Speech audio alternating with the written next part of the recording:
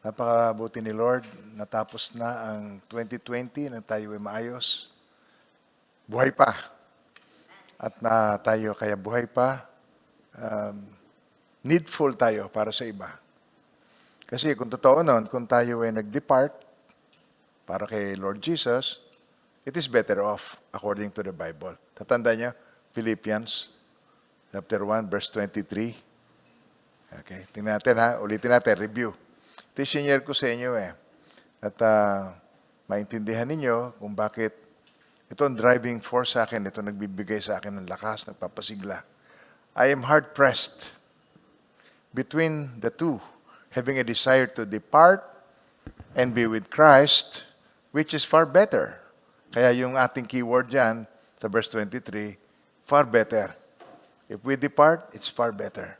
And then verse 24, nevertheless, to remain in the flesh, kung ako'y nabubuhay pa, it is more needful for you. Kaya ikaw ay nabubuhay pa, you are needful for other people. Gagamitin pa tayo ng Panginoon sa iba. At habang tayo merong pagkakataon, habang tayo malakas, habang ang timetable ni Lord, maigsi na pero meron pa. May kaunting window pa tayo. Hindi tayo titigil hanggat hindi natin i-share yung goodness of God sa mga tao. At yung kung purpose ng man, bakit tayo nilikha ng Diyos? Ano ba ang tao? So tinignan natin nung nakalaang linggo, dalawa lang ang pwedeng option ng tao kung para makilala niya ang kanyang sarili. Isa, siya ba ay evolution? At yung isa, siya ba ay creation? Kung tayo ay true evolution, edi nag-evolve ang tao mula sa animal, orangutan, at hanggang sa chimpanzee, hanggang sa tayo naging tayo. Parang ayoko yon. Kahit naman sa pipiliin, hindi ko pipiliin yon. Creation na lang ako, created in the image of God. So yon. Kaya tinignan natin noong isang linggo yon. Sa simula pa lamang, kumuha ang Panginoon ng alabok, Genesis 2:7, hiningahan sa mga butas ng ilong, through impartation, in-impart niya sa atin ang kanyang spirit. Kumuha ng alabok, ipinorm ang tao. So yun ang body. Sa alabok nagmula, sa alabong patutungo. Di ba nasabi sa Bible? And then, tayo ay merong, hiningahan tayo sa ilong. At tayo ay naging kaluluwang buhay. And man became a living soul.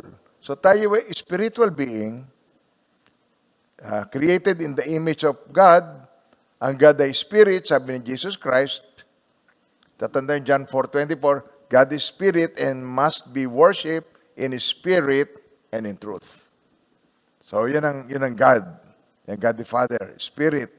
So nilikha tayong kalarawan niya, kung sa Latin na salita, imago Dei, image of God.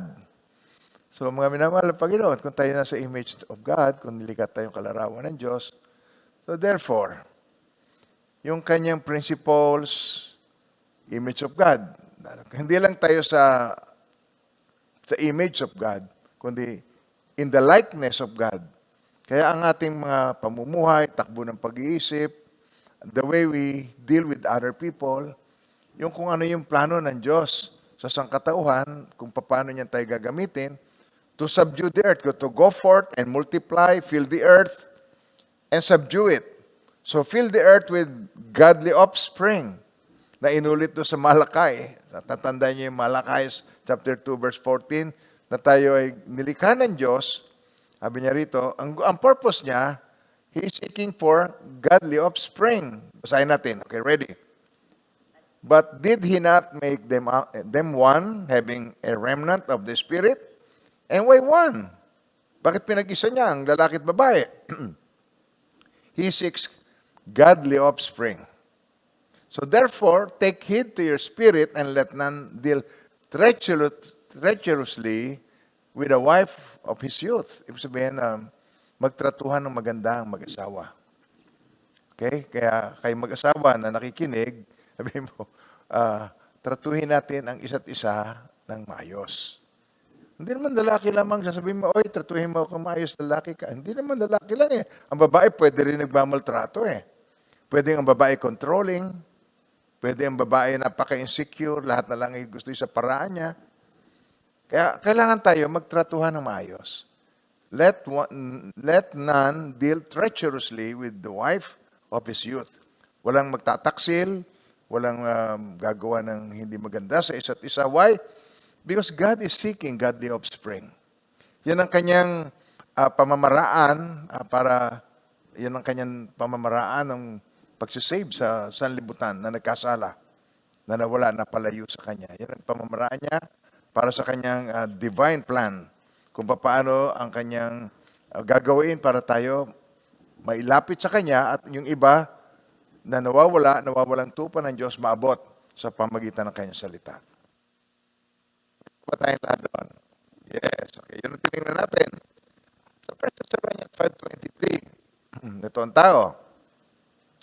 Sabi na Apostle Paul, ito yung lawyer, at nung siya born again, nung siya na-convert, na-realize siya, nakita niya, na ito ang gusto ng Diyos sa katawan at ang tao ay mayroong espiritu, kaluluwa at katawan. Sabi niya, now may the God of peace himself sanctify you completely and may your whole spirit, soul, and body.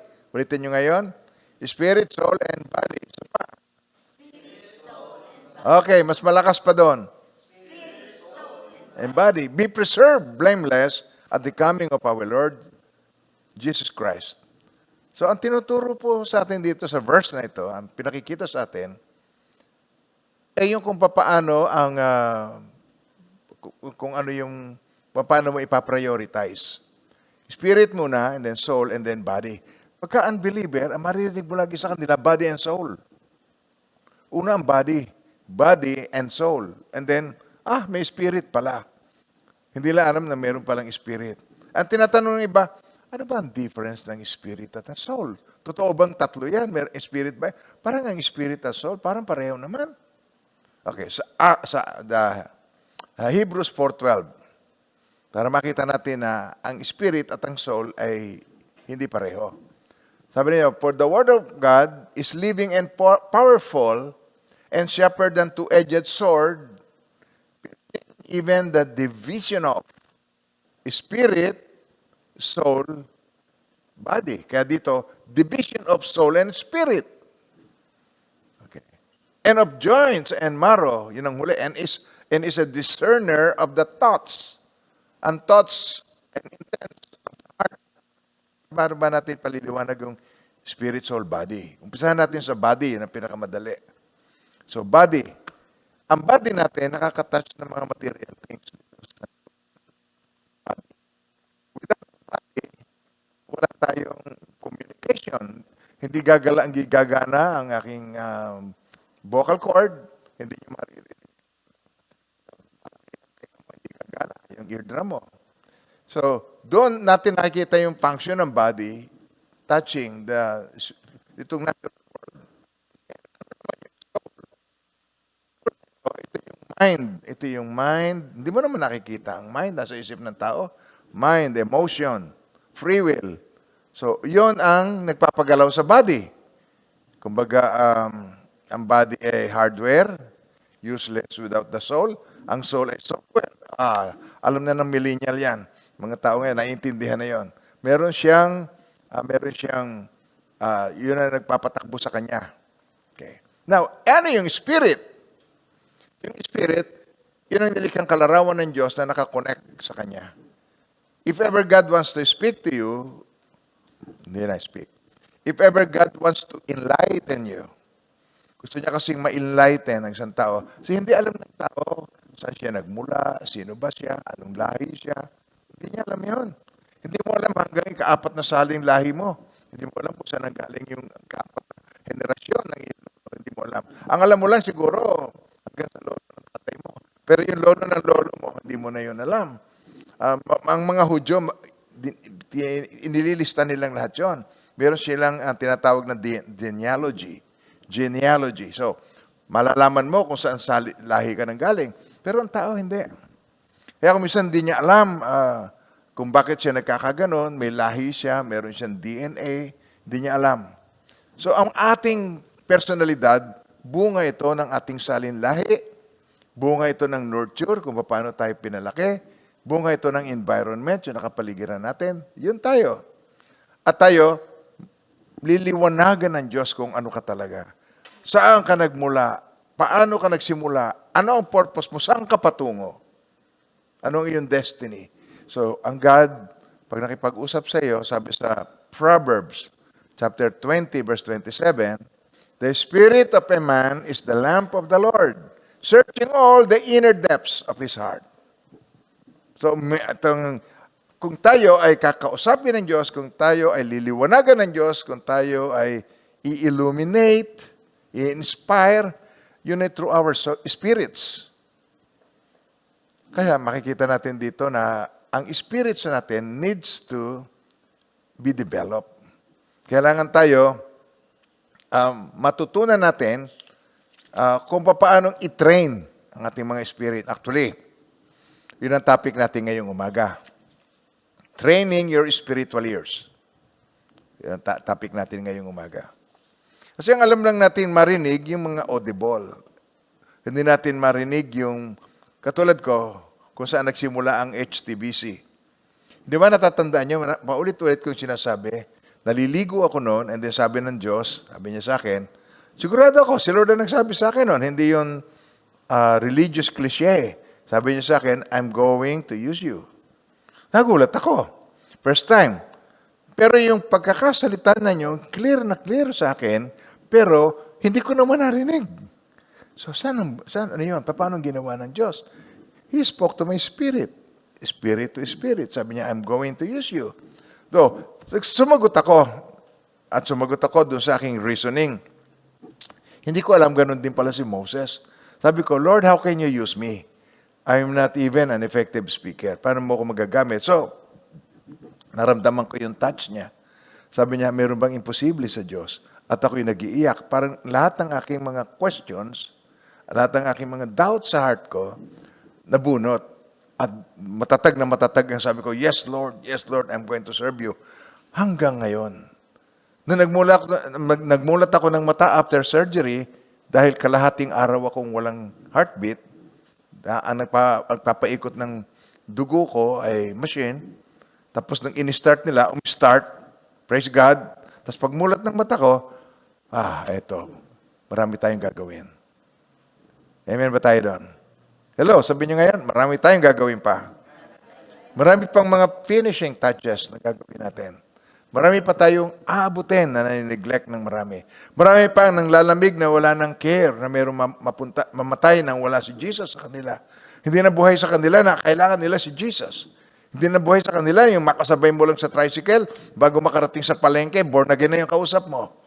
Nawala na yung drive na gano'n. At nais ng Panginoon to make God your number one this year, this 2021. Hindi lang naman actually, naduktungan lang natin ng 2021. Because this is the beginning of the year and this is our theme na mula January hanggang the end of the year, nakapokus tayo rito sa spiritual side of us. Ating spiritual ears, mabuksan tayo doon. Amen po. Kaya ito ang nais ng Panginoon na maging buhay sa bawat isa. Understanding kung paano tayo ay ginawa niyang anak niya.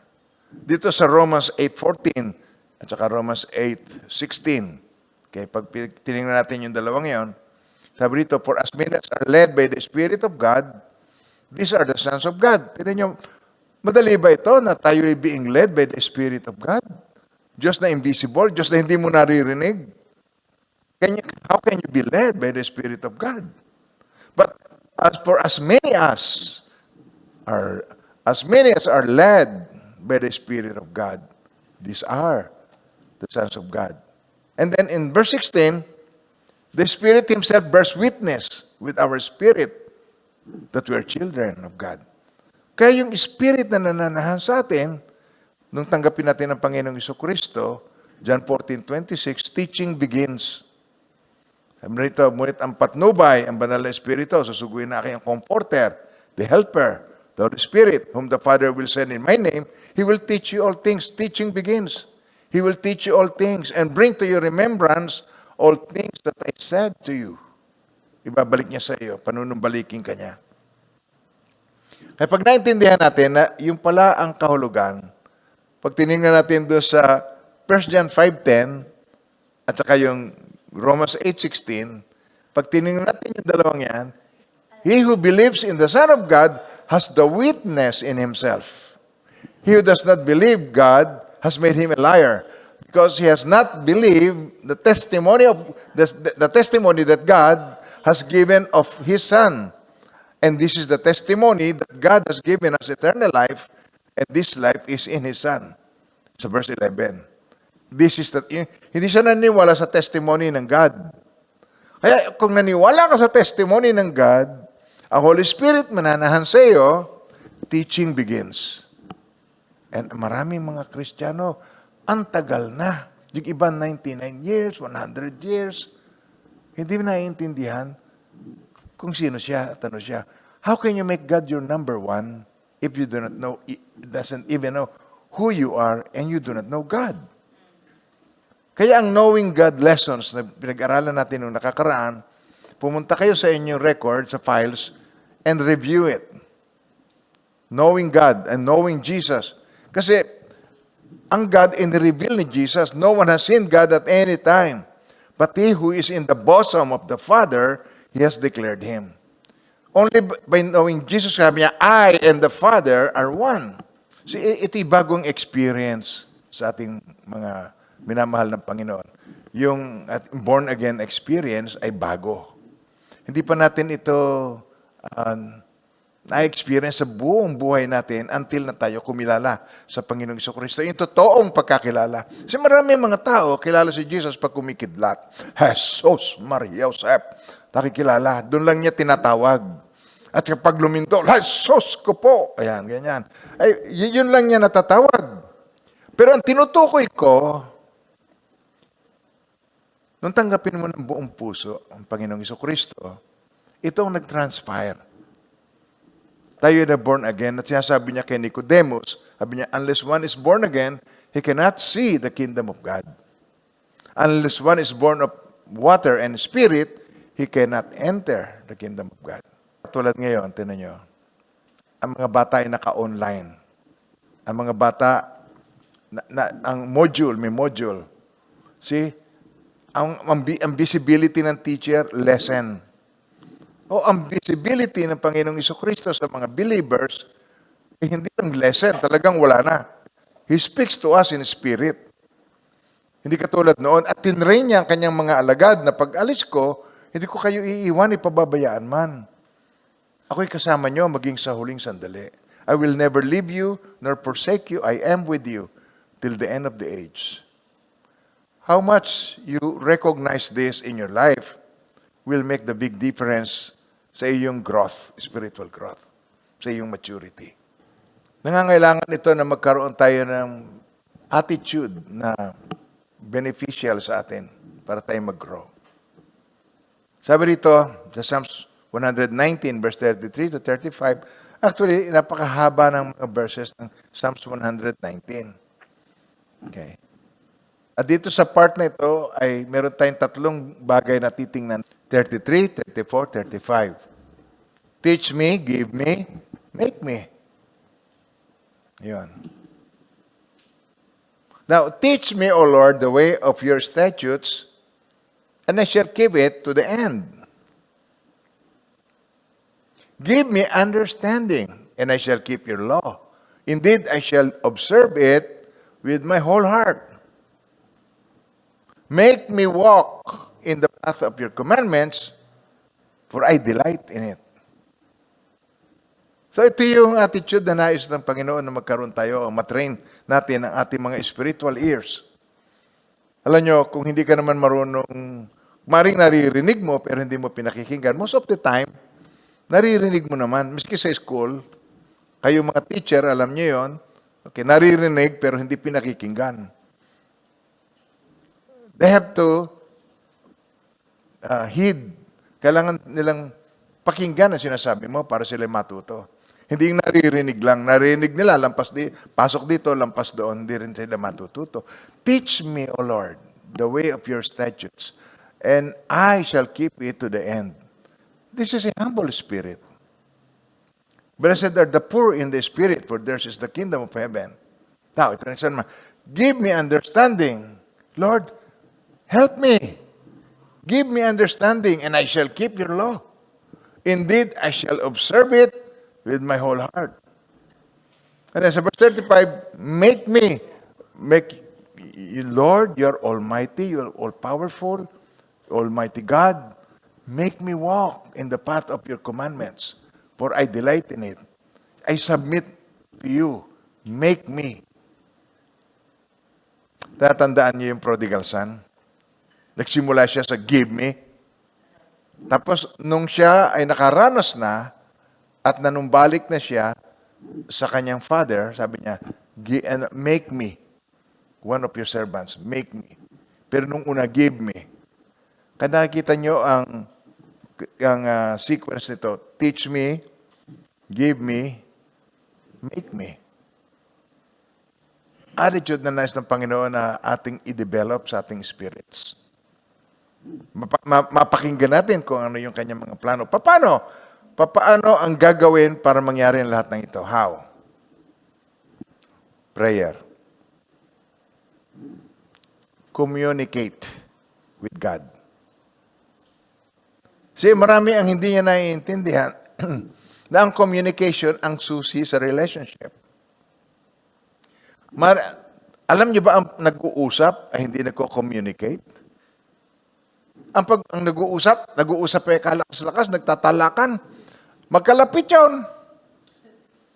Dinig mo sa kabilang ibayo. Hindi mo na kailangan ng spy. Kaya yung mga ganon, hindi kukunin na 007 yan. Hindi pwedeng spy. Hindi yan makakapaglihim ng mga bayan. Ang pag-uusap nila. At saka walang pinipiling lugar. Now, kailangan natin ay communication. You talk from the heart. And then, when you pray, nagko-communicate ka sa God. When you pray, kasama sa prayer, ang listening ear. Makikinig ka sa Kanya when you pray. Ano ipag-pray mo? You pray your concerns. Ipag-pray mo yung mga mahal sa buhay mo. Katulad, every time na mag-pray kami ng pagkain, naalala ko yung mga mahal sa buhay. Panginoon, kung paano pag-iingatan mo po kami, alam ko po yung mga mahal namin sa buhay, pag-iingatan nyo rin. Kaya amin po silang ipinagtitiwala sa iyo. Alam nyo, mga pinagtitiwala sa Diyos, hindi niya pinababayaan. We need to learn kung anong ugali meron ng ating Father God, ang Ama ng Panginoong Jesucristo na Ama nating lahat. Doon sa prodigal son lesson, dinescribe, kayo naman, ilang beses ko nang naituro yun, yung sa loob ng 1 taon, baka minsan 2 beses kong naituturo at tungkol doon sa prodigal son. Kung paano ang ugali ng Father God. Na pag ikaw yung nagkasala sa Kanya, pag bumalik ka, magpa-practice ka pa kung anong sasabihin mo, kala mo papagalitan ka niya, yung pala malayo ka pa, hinihintay ka na niya. And then, nung madama mo yung Kanyang kabutihan, make me. Ang sasabihin mo, hindi na give me. Tapos na yung panahon ng iyong give me. Make me, Lord. Amen ba tayo, mga minamahal ng Panginoon? So, ilang prayer ang naibigay mo sa Panginoon na nagsasabing gano'n? Lord, make me. Tulungan niyo po ako. Ako every time. At kalimitan nyo, halimbawa ako'y naliligo. Kung bakit sa paliligo, napakarami kong communication sa Panginoon. Nagko-communicate ako sa Kanya ng yung mga hardship, yung mga difficulties na kinakaharap ko. Gusto ko humingi ng tulong sa Kanya, napuprostrate ako sa sarili ko. Kaya ba nakaranas na napuprostrate sa sarili mo? Parang hindi mo siya naririnig, pero pinapayuhan ka niya. Hindi mo siya naririnig. Nakakagawa ka ng mga wrong decisions. Sa negosyo, sa relationship ninyo, maling pananalita. Nagkaroon na ba kayo ng maling pananalita? Nakaranas na kayo noon? Lahat tayo nakaka-experience ng mga maling pananalita. Hindi tayo mga perfect na mga tao. Kaya tinuturuan tayo ng Panginoon. Halimbawa, anong ipag-pray mo? Iko-communicate mo sa God para ma-develop ang spiritual ears. Sins. Magko-confess ka sa Kanya. That is prayer. Ako, confession. Sabihin mo sa Kanya kung ano yung mga na-experience mo. Meron na ba kayong nagagawa na gano'n, na nagko-confess kayo sa Panginoon? Lord, hindi ko masabi sa tao mga pero sa iyo ko lang may pagkakatiwala ang mga malalalim na mga secret things na nagawa ko na hindi alam ng iba. But you know, Lord. Bubuksan mo ang puso mo sa Kanya. Oh, amen ba tayo doon? Woo. Desires. How about desires? Mga pleasure, fleshly desires na umaatak sa iyo. Na-experience nyo ba yun? Pag kayo ay nagpipray, bibigyan niya kayo ng kalakasan. Well, that is how you train your spiritual ears. Bago ito sa atin. Hindi tayo sanay ng spirit natin na sa itaas. Ang alam natin, body and soul. Paggising mo pa lang, pagpunta mo sa mall, bagay ba sa akin? Oh. Pag pumunta ka sa parlor, bagay kaya sa akin ang kulay green ng buhok? Oo, bagay. Mukha kang Martian eh. Ganon. Oh.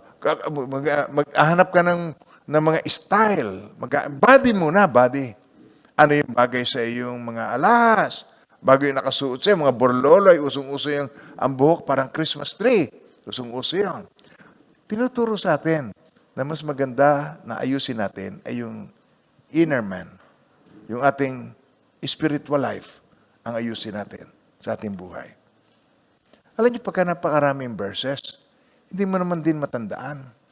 I think it is better na ang pag-usapan natin ay yung principles mismo. What do you think? Nag-agree ba kayo? How about yung principle, yung talaga. So, communication is the key for good relationship. Sa spouse, sa iyong asawa, sa iyong mga anak. You talk to them from the heart. It will strengthen relationship. Madi-develop ang relationship. Amen pa tayo doon. So, how about itong susunod? Paano ang iyong gagawin, paano yung approach mo sa God, ha? To train your spiritual ears. Okay? In worship. Worshiping. Worshiping in spirit and truth. Nung ako, yung final word sa akin ng Panginoon happened in the time of worship. Nasa church kami, nakataas ang kamay ko, na ako'y puspos, namuluha. Sabi ko, tapos narinig ko sa kanya, your ministry is not the U.S. Your ministry is in the Philippines. Na-experience ko yun during worship. So, nagko-communicate ka and then God speaks to you.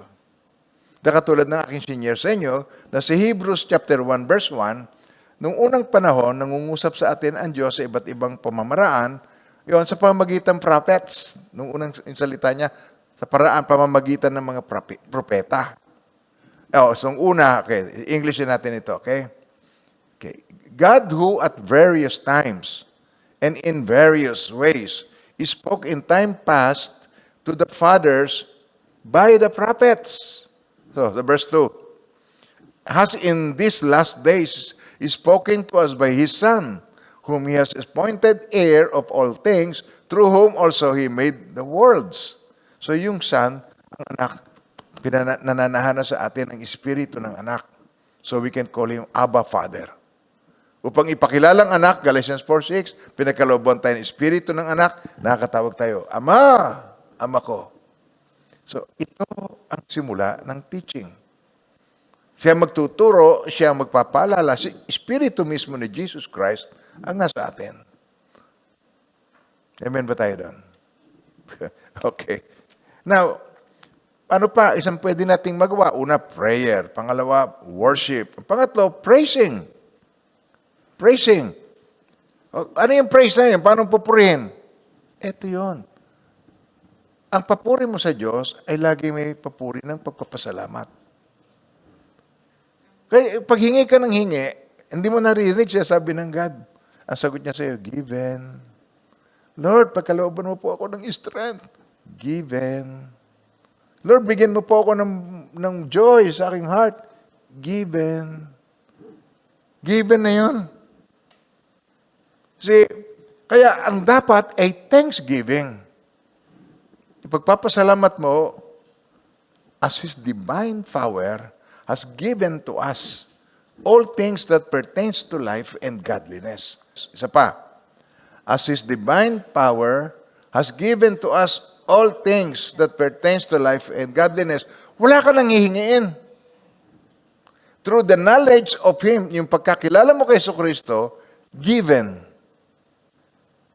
Through the knowledge of Him who called us by glory and virtue, given. Kaya sabi rito, tinuturo sa atin dito, add to your faith, okay, by which have been given to us. Yung promises na ito, para makapagtagumpay ka, but also for this very reason, giving all diligence, add. Magkaroon kang add, ikaw na magdadagdag. Add to your faith, virtue. Add to your faith, knowledge. Add to your faith, self-control. Yung self-control, ikaw yun.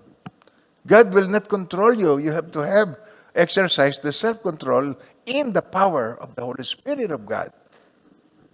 Add perseverance. Perseverance, godliness. Godliness, brotherly kindness. To brotherly kindness, love. Hindi ka lang nagpe-pay attention. Ina-admit niyo po ba yan? Nagkasalita na po ako sa inyo. Kinakausap ko na kayo. Ito ba'y na-practice natin? Ako inaamin ko, hindi ko ito na-practice ng buong buo.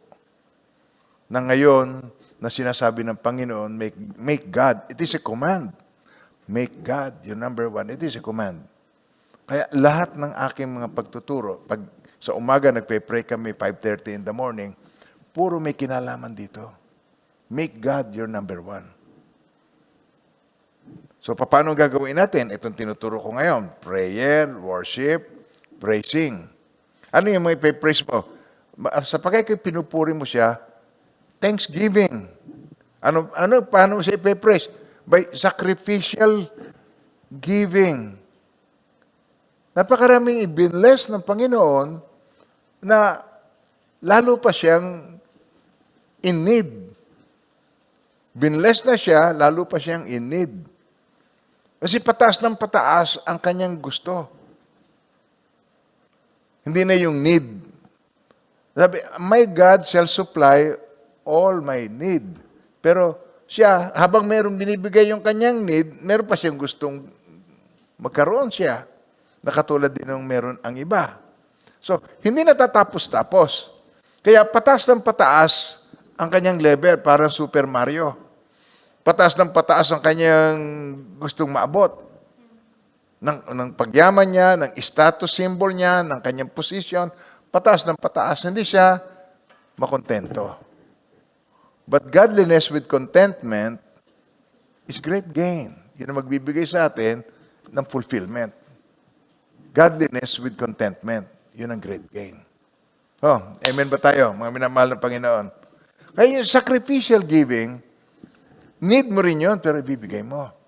Pati nga yung animal sacrifice ng araw, ayaw niya ibibigay mo, yung bulag, yung mga patapon, yung mga may sakaramdaman na mga hayop, yung mga may kuto, bulag, duling, yung hindi pwedeng breeder, yung mga nagtatae, malapit ng mamatay, ng mga hayop, marurumi na ang likuran ng ganun ang ginagawa eh.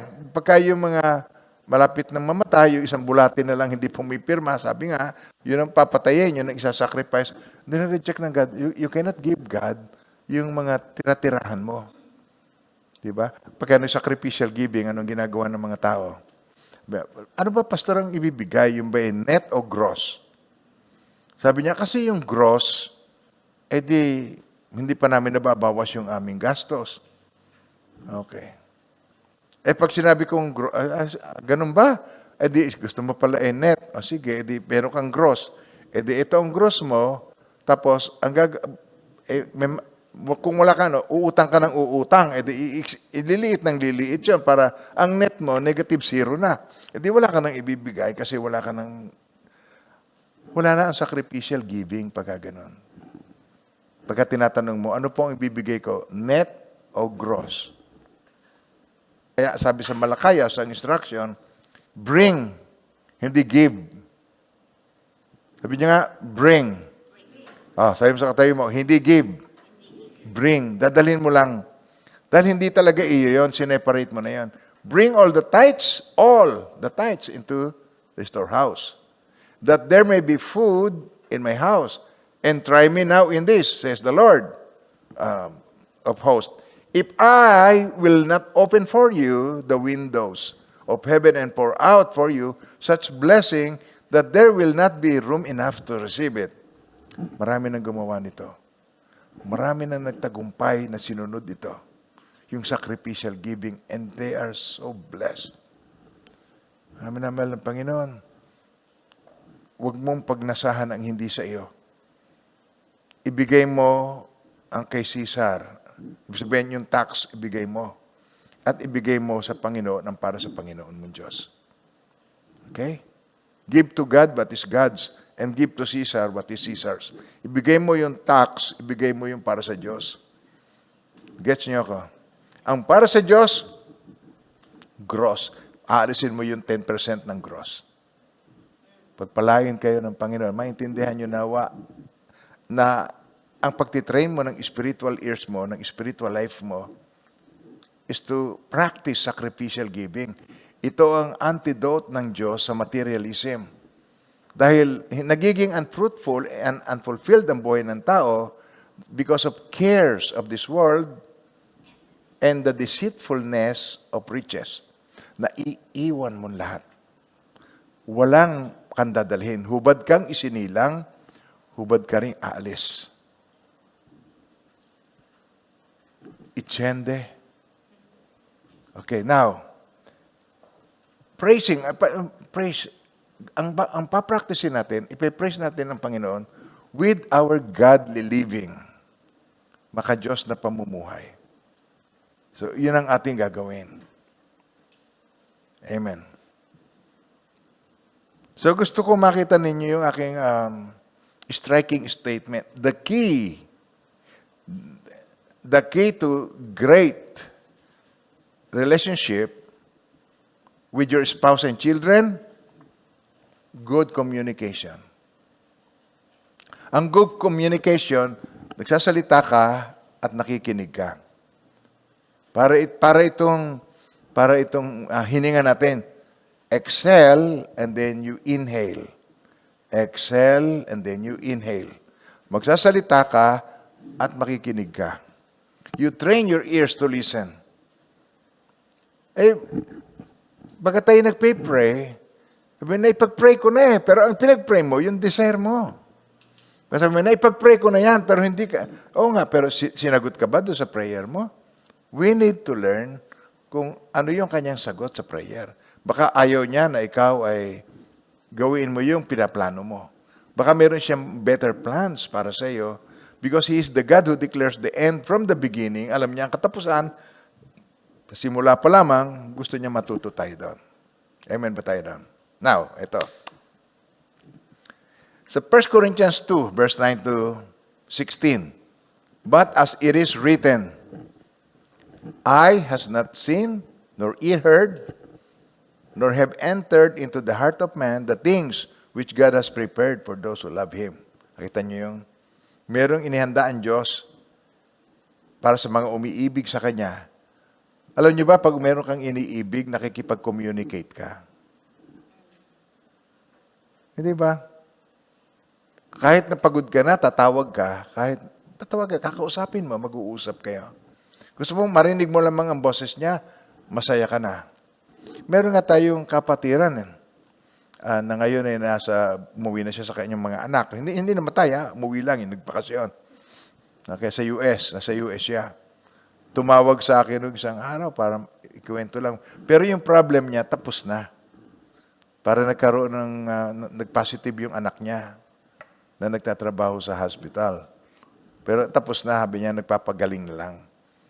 Pero pastor, salamat na lang. Yun ay nakikiusap dyan. Sasabihin kay Rona, Sister Rona, gusto ko lang makita si pastor. Kahit na 3 minutes lang, makita ko lang. Para bagang yung pagmamahal niya ay ganun ka tindi ang kanyang pagmamahal. Hindi babae ito, lalaki ito. At saka hindi ito lalaking kalahati, ito yung lalaking buo. Okay, sabi niya, makita ko lang si pastor kahit 3 minutes lang. Okay, papasokin mo na, papuntahin na sa pastoral. Nagkape kami, nagkwentuhan kami doon, usap kami. Tagal. Kasi hindi ko matiis yung miss na miss niya ako sa... Ngayon, nasa US, ganun pa rin. Sabi niya, Pastor, lumakas ako, nakausap na kita. So bigla na ang aking pakiramdam. Hindi naman siya idolatrous. Ano ito? Galit na galit ito sa idolatry. Bawat kamag-anak niya na sineshare niya kaagad ng tungkol sa idolatry. Hindi idolatry. Ang kanyang love yung kanyang nadarama. Siguro kung paano yung si Jonathan at kay David, ganon siguro ang kanyang nararamdaman sa akin. But tinan nyo, mga minamahal ng Panginoon, eye has not seen, nor ear heard, nor have entered into the heart of man the things which God has prepared for those who love Him. Ako lang yon, Pero kung ganon ang nararamdaman mo sa Diyos, yun ang tingin ko sa Kanya, lagi na lang siya eh. Gusto niya ipag-pray siya. Na-imagine mo ba yon na ang Panginoon may surprise para sa iyo? Hindi pa nakikita ng mata mo dahil yun ay invisible. Okay? Hindi pa naririnig ng tenga mo at hindi pa sumasagi sa isipan mo, hindi mo pa nai-imagine. Wow! Yan ang inihanda, yan ang ipiniprepare ng God sa mga umiibig sa Kanya. If you love Him, you will always communicate with Him. Kahit anong ginagawa mo. Kaya sinasabi ko, paano mo gagawin ang training na ito? Prayer, worship, praise.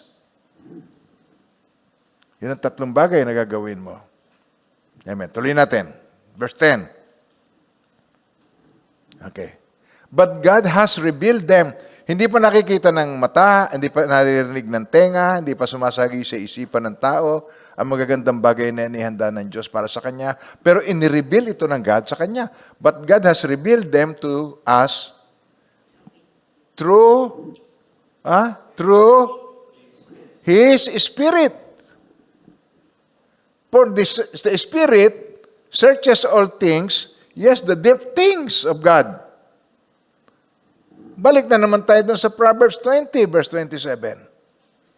Para makita natin doon na kung tayo ay i-illuminate, kung tayo i-enlighten, kung tayo i-inspire ng God into something, it will be in our spirit, sa spirit man. The spirit of a man is the lamp of the Lord, searching all the inner depths of his heart. Oh, balik ulit tayo doon sa verse 10. But God has revealed them to us through His Spirit. For the Spirit searches all things, yes, the deep things of God. Ang Spirit ang witness that we are children of God. The Spirit bears witness inside us, in us, that we are children of God. So, kinakausap ka niya. Kaya sabihin mo, ulila ka ng lubos, wala kang magulang sa tabi mo, it's okay. Because God is inside you, in us, indwelling in us, and revealing things to us, only we ignore Him. Tayo, concern tayo, body and soul. Gustong-gusto natin yung nakikita yung mga tangible things.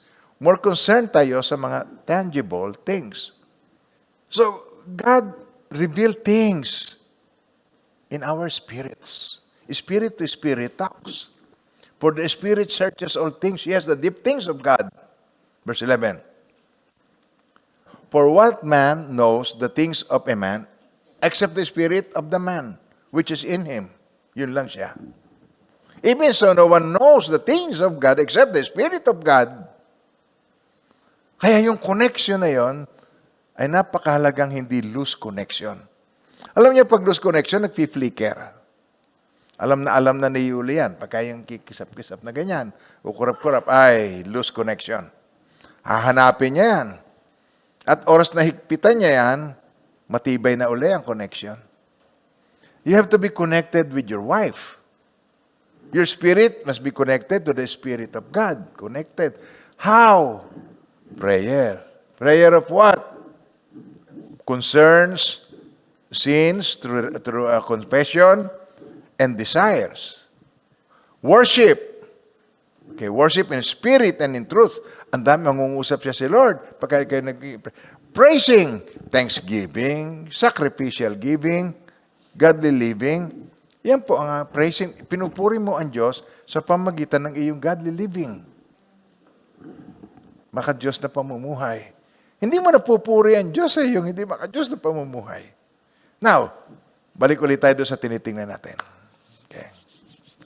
So, for what man knows the things of a man except the spirit of the man which is in him.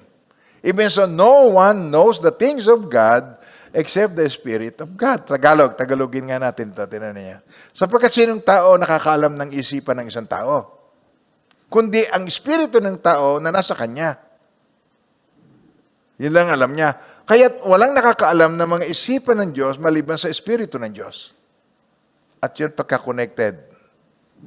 Matibay ang connection. Oh, ang mga ginagawa mo, mas malamang ang patnubay ng Diyos sa iyo. Verse 12, please. Now we have received not the spirit of the world, but the Spirit who is from God, that we might know the things that have been freely given to us by God. Given. We keep on asking what has been given. I used to ask things that was already given to me. How can you use me? I am not even an effective speaker. Bago ko pa sinabi yung given eh. Hindi niya ako gagamitin nang hindi niya muna ako pinagkalooban. Hindi ka i-require ng Diyos ng bagay na hindi muna niya ipinut-in sa iyo. Hindi niya i-require sa iyo ang life mo na hindi ka muna niya hiningahan sa butas ng ilong para magkaroon ka ng buhay. When God requires of things sa iyo, given na yun sa iyo. Because God is fair. Kaya sabi, now we have received not the spirit of the world, but the Spirit who is from God. Purpose. That we might know. Purpose. Ano yung purpose? That we might know the things that have been freely given to us by God. Verse 13. These things we also speak not in words, which man's wisdom teaches, but which the Holy Spirit teaches. Hindi man's wisdom, Spirit to. Comparing spiritual things with spiritual. Pero merong problem yan. Meron tayong issue dyan. But the natural man does not receive the things of the Spirit of God. Yun ang issue, yun ang problem. Dalawang realm tayo nabubuhay, spiritual and natural. Spiritual, natural. Okay, isa pa. Mas nakakiling tayo sa natural. Hindi masyado sa spiritual. Believer na, pero nakakiling pa tayo sa natural. But the natural man does not receive the things of the Spirit of God, for they are foolishness to him, nor can he know them, because they are spiritually discerned. This is specifically talking to an unregenerated man. Itong verse na ito, unregenerated man. Pero there are some Christians na tinanggap ng Panginoong Jesucristo, they are acting like a natural man. Dumating ka ba sa point na ganon, na dumaan ka na, umaakto ka na parang natural man? You are so fearful, you worry about things, you're afraid of the future. Hello, nandiyan ba tayo? You're afraid of the unknown. Nakukuha niyo ba sinasabi ko? And you're afraid of the threat. Alam niyo ba, pinanganak pa lang tayo, threat na. Sumalabas ka pa lamang sa nanay mo, naando na agad yung threat. Threat na ma-contaminate, threat ng virus, threat na... Itong world na ito, nakatira tayo dito sa world na ito ng threat. Andiyan yung threat. Ngayon, itong COVID-19, kahit may vaccine, narinig niyo na ba yung marami sa mga tao ayaw magpa-vaccine? Ayaw magpa-inject ng vaccine? Hindi sila kampante na sa loob ng maiksim. Kasi normally, mahabang years ang requirement para ang vaccine, masabi nilang talagang okay na at pumapalpak pa rin. Nagkakaroon pa rin ng diferensya. So, ano ibig sabihin nun? Mapoprolong ang threat. So we need to learn our faith. Kailangan matutunan natin na the blood will cover us. Okay. No evil can come near us because of the blood of the Lamb. That plagues will just pass over us because of the blood of the Lamb. Ang threat, ang namamatay, hindi lang COVID. Pwedeng mabaksakan ka ng meteor. Oh, yes. Pwedeng madulas ka sa banyo. Yes. Pwedeng mabulunan ka ng balot. Pag sup-sup mo, sumama, nabarahan doon. Meron nang huhuli ng isda. Kinagat niya yung isda. Ano yung isda? Bumara sa lalamunan niya, namatay siya. Hindi lamang COVID. Ang threat, lagi na andyan. We need to learn to live with the threat of death. Are you afraid to die? Kung ikaw ay mamatay, far better off. Mas mabuti yan. Amen ba tayo doon? Kung tayo nabuhay, needful tayo para sa iba. Kung kaya ka nabubuhay. Ang buhay ba pahabaan ng buhay? Okay. Hanggat hindi mo nagagampanan ang tungkulin yung pinagagawa sa iyo ng Diyos, hindi mo pa, wala kang fulfillment, wala kang fruitfulness. Hindi mo pa na-experience ang fruitfulness and fulfillment in life. Kaya godliness with contentment, great gain. Hubad tayong ipinanganak, wala din tayong dala sa ating pag-alis, pagbabalik kay Lord. I mean po, yun talaga ang mga katotohanan yan. At ang laman at dugo, itong flesh na ito, hindi magmamahana ng kaharian ng Diyos. Regardless, iiwanan mo ito. Sabihin mo nga sa katabi mo, pakita mo, iiwanan ko rin to. Itong katawang ito, iiwanan ko rin to. Kaya ito ba, may mataba, mayroong payat, may maputi, at may maitim. Iiwanan mo rin yan. Regardless. Kaya wag mo nang, kung ikay maitim, wag ka na magpaputi. Kung ikay pango, wag ka na magpa-opera. It's okay. Iiwanan mo rin yan. Temporary. Ako espiritu, may kaluluwa, at nananahan ako sa katawang ito. Sabi nyo ngayon, ako espiritu, may kaluluwa, at nananahan ako sa katawang ito. Okay. Itanim mo sa isip mo yan. Okay. Ako espiritu, may kaluluwa, nanahan ako sa katawang ito. The natural man, pag yun ang umiiral sa iyo, the natural man does not receive the things of the Spirit of God. For they are foolishness to him, nor can he know them because they are spiritually discerned. Kaya hindi niya yun makukuha, hindi niya magigets. Okay, verse 15. But he who is spiritual judges all things. Yet he himself is rightly judged by no one. Yung spiritual side ng ating buhay. At bihira ang nakakapansin nun. Bihira ang nakakakita nun o nakakapuna nun. Kasi para sa iba, abnormal ang mga spiritual. Abnormal. Parang abnormal na ganon. Pero ang totoo nun, ang abnormal na yon ay above normal. Hindi tayo natural, we're above normal. Ang umiiral sa iyo, yung image of God that is in us, spiritual side of us. But he who is spiritual judges all things, yet he himself is rightly judged by no one. Verse 16. For who has known the mind of the Lord, that he may instruct him? But we have the mind of Christ. Okay, sabay-sabay po tayo. I have the mind of Christ. In a given, pinagkaloob sa atin ng Panginoon. Yun ang nais ng Panginoon na i-develop sa atin. Now, the benefits of a humble spirit. This is the benefit of humble spirit. Sa 1 Thessalonians chapter 2, verse 13. Okay.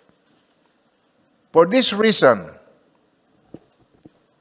we also thank God without ceasing because, bakit siya nagpapasalamat ng walang humpay? Because, when you received the Word of God which you heard from us, narinig niyo mula sa amin, ang Word of God, you welcome it as the Word, not as the Word of men, Nag-share ako, nagpipreach ako, pero nire-receive mo yun not as word of Pastor Jesse, but as it is in truth, the Word of God. Kasi meron naman akong ginagamit na chapter at saka verse po. Mga minamahal ng Panginoon, with due respect sa inyong lahat, it is not my idea. It is not my human wisdom that teaches you. Sabi daw, yung tinanggap ninyo, yung word na sinasabi, sabi ni Apostle Paul, which you heard from us, you welcome it, not as the word of man, but as it is the truth, ang buong katotohanan, the word of God, which also, itong keyword, which also effectively works in you who believe. That is the benefit. Which also effectively works in you who believe. See, I speak the same verse. Jesus Christ spoke the same preaching, the same sermon. Not everybody benefited from it. Yung iba, pinako pa siya sa krus, dinuran siya, sinuntok, ininsulto, pinutungan ng korona ng tinik, pinatay. It didn't benefit them. Pero kung naniniwala ka, kung nagtitiwala ka, but as it is the truth, the Word of God, which also effectively works in you, who believe, that nang sinasabi ko po sa inyo, na binabanggit ko naman kung saan inyo matatagpuan sa Bible, is indeed not word of man, but indeed it is the word of man, word of God, and principles of God. Amen po. So, pag patuloy ka nagbasa, pag nakikinig ka, yung sinasabi ko, may chapter, may verse na pinakikinggan mo, at tinatanggap, wag mong pakinggan yung, wag mong jojosen si Pastor Jesse. Sino ba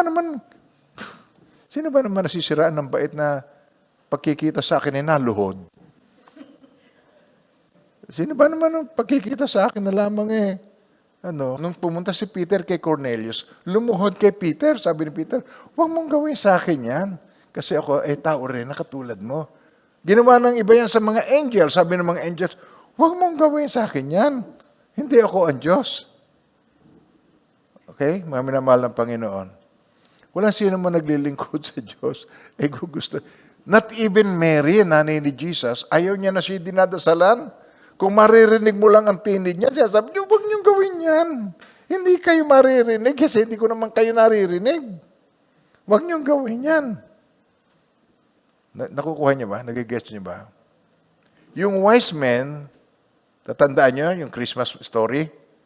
Nung makita nila si Jesus, okay, nagpunta sila sa bahay, hindi sa manger.